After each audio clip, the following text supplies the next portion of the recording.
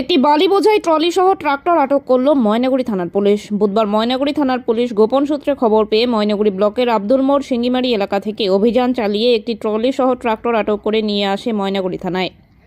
তবে পুলিশ দেখে ট্রাক্টর রেখে পলাতক ট্রাক্টর চালক। ময়নাগুড়ি থানার পুলিশ জানিয়েছে, ওই ট্রাক্টরটি কোথা থেকে বালি তুলছিল এবং কোথায় নিয়ে যাচ্ছিল পুরো ঘটনার তদন্ত শুরু করা হয়েছে।